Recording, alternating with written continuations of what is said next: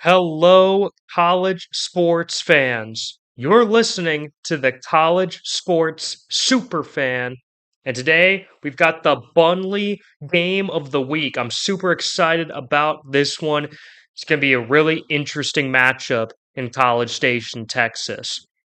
Also, I just want to say I'll have some more decorations for next week's group of videos right behind me here. Still got to work on a couple things there. I accidentally goofed up and maybe possibly might need a new frame on it, but I'll get it ready to go for next week, and I'm super excited. I think you guys are going to like some more of these decorations just like these ones right here. But for now, let's get into this game between Missouri and Texas A&M. The Missouri Tigers are number 9 in the country, but they've avoided a couple of close scares over the last couple of weeks. Texas A&M, they're number 25 in the country, so there's still a possibility for them to go all the way up and make it to the college football playoff. They certainly have the talent to do that, and this is a game that they would have to win in order to propel themselves upwards. A top 10 upset would really do wonders for their playoff hopes. But the reality is that Texas A&M, despite the massive rankings difference, is actually a 2-point favorite as I am recording this video here. A 2-point favorite heading into this game. And a big reason why is because Missouri really hasn't looked all that impressive passing the football with Brady Cook these last 2 weeks. Now, Cook came into this season a whole lot of hype, big expectations after he was incredible last season. And the reality for Missouri is, as a team, they came into this year with a huge amount of hype, probably more hype than they've had since practically since they joined the SEC back in 2013, 2014. They were really, really good back in those days, and then they started to become a doormat of the SEC, just getting dominated every single year, and at times was almost as bad, if not worse, than Vanderbilt. But they built themselves back up under Coach Eli Drinkowitz. It took a few years. But last year was their breakthrough year, and this year their schedule lined up so favorably. Listen to what they have the rest of the season after they play Texas A&M. They go on the road to play UMass. I don't care that it's on the road. That's going to be an easy victory for Missouri. Then they're going to host Auburn.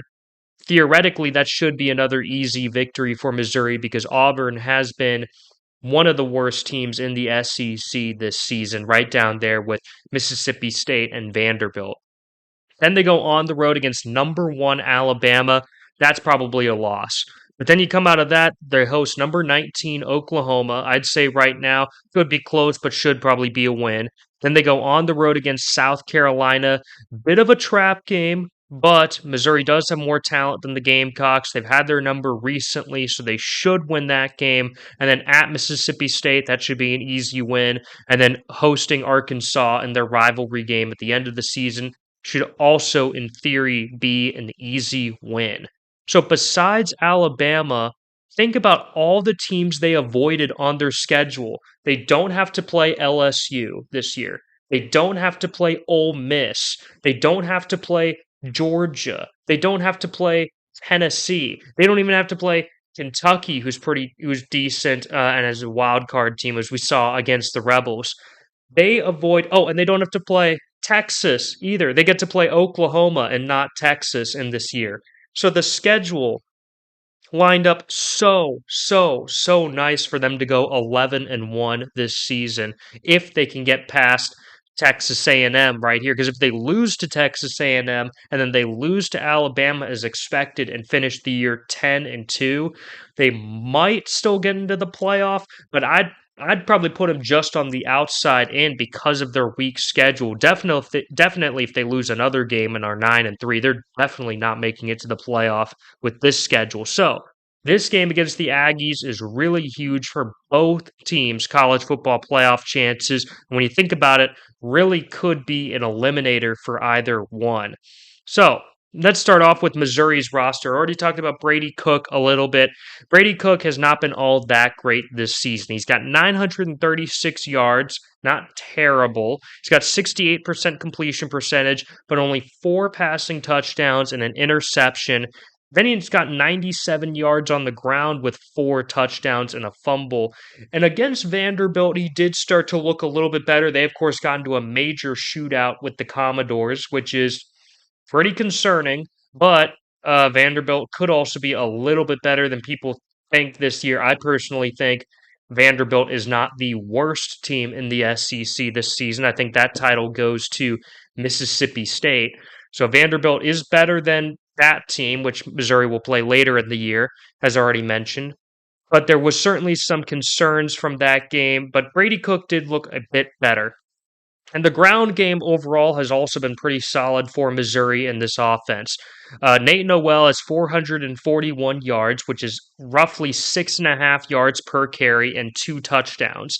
And then Marcus Carroll has 164 yards with a little over 4.5 yards per carry and 2 touchdowns, plus the Brady Cook running ability. And then you got superstar wide receiver Luther Burden, who has 247 yards, 4 receiving touchdowns, and then he also has a rushing touchdown as well. And really, Luther Burden is such a big time superstar that they should be trying to get the ball in his hands a little bit more, but it's also on the blame of Brady Cook just not playing all that great. So, with that being said, the offense still needs some work to do for sure heading into this game. And Texas A&M is a great defense that we'll talk about in just a second. But Cook has to do a better job distributing to the other weapons that they have, such as guys like Theo Weiss and Mookie Cooper. And then on defense, Chris McClellan on the defensive line has 17 tackles, but the rest of the defensive line really did not have super outstanding numbers, so that's a bit of a concern. At linebacker, they've got a few great linebackers with Corey Flagg having 20 tackles, Tristan Newson having 15, and Chuck Hicks having 14. But surprisingly, the biggest star for Missouri is in the secondary. And no, it's not Toriano Pride. Toriano Pride has had a little bit of a rough season this year. It's actually safety Marvin Burks. Marvin Burks has come out of nowhere to become a superstar for this Missouri defense with 24 tackles and an interception. So Burks is a superstar in the secondary. Flagg is a superstar in the middle. McClellan is a solid defensive lineman. So they got a great player at each of the three levels, but I'm still looking for other guys around the rest of this great defense to step it up. And as for the Aggies, I believe quarterback Marcel Reed will start again. And this kid is absolutely the future of this team. He's a freshman from Nashville, Tennessee. He's really, really good. He's got 585 yards, only a 54% completion percentage, which is not very good, but he is just a freshman. So that's just to keep in mind with that. 6 passing touchdowns with 230 yards, which is 5.5 yards per carry, and 2 rushing touchdowns. So he has 8 total touchdowns, no turnovers. He played a clean game against Arkansas, which is what allowed the Aggies to win that game over the rival Hogs. And then at running back, Le'Veon Moss has 471 yards, 6.2 yards per carry with 3 touchdowns. So he's been solid, having to step up for the injuries that they've had in the backfield. And at receiver, Cypress Allen has 203 yards and a touchdown. And Noah Thomas, who I think is really starting to step it up here. I think him and Reed seem to have a good connection, at least in that Arkansas game they did. Thomas has 187 yards and 2 touchdowns. So receiving core is getting a little bit better. I think with Marcel Reed continuing to play with them the rest of the season, that's going to continue to build chemistry. And so I do expect all their numbers to go up as the season goes on, obviously, but I mean, like, really go up. Uh, Obviously, their numbers would go up throughout the rest of the season.